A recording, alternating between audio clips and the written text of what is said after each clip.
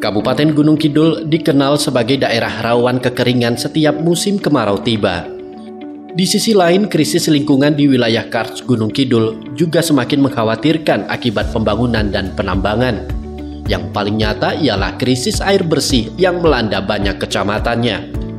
Sebagai respon terhadap kegelisahan ini, sekelompok warga membentuk komunitas Resan, sebuah gerakan swadaya berbasis masyarakat yang konsisten dalam melakukan upaya konservasi sumber air. Mereka bergerak atas kesadaran personal anggotanya serta kekhawatiran terhadap kondisi alam. Meski tidak memiliki anggaran dan penunjang kegiatan yang mumpuni, komunitas yang berdiri sejak tahun 2018 ini tetap konsisten melakukan konservasi sumber air di Gunung Kidul.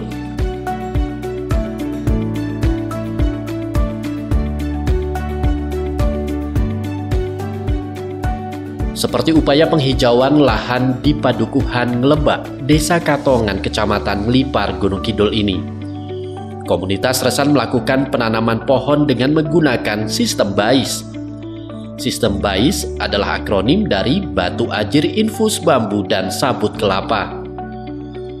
Perlengkapan yang digunakan untuk penanaman di lahan kering.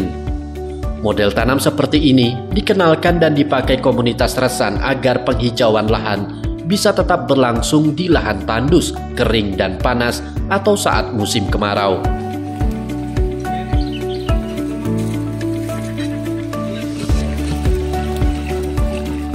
Urutan tanam diawali pemberian sabut kelapa di dasar lubang tanam, di mana media sabut kelapa berfungsi menjaga kelembaban akar tanaman selama musim kemarau.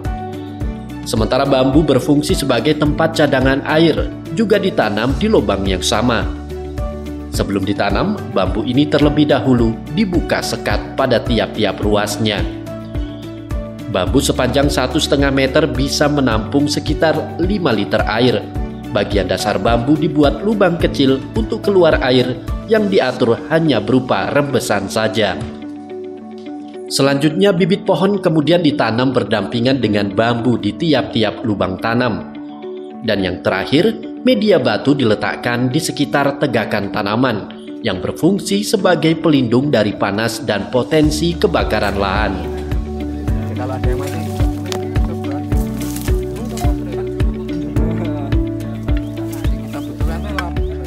Melalui penanaman pohon dengan sistem BAIS ini, penyiraman tidak perlu dilakukan secara rutin. Rembesan air langsung tersalur ke dasar lubang tanam dekat akar tanaman, dan diperkirakan cadangan air akan terjaga hingga jangka waktu 1 bulan. Sistem BAIS di lahan kering sangat cocok diaplikasikan untuk jenis tanaman konservasi yang memiliki daun tebal, seperti pohon buluh, resan, hingga beringin. Sementara itu, tanaman yang berhasil tumbuh dari upaya konservasi ini diharapkan bisa berfungsi sebagai pengikat air di lahan tandus. Sistem kontrol dan pemeliharaannya seperti apa, Mas? Untuk kontrolnya, karena air itu bisa bertahan sekitar hampir 1 bulan.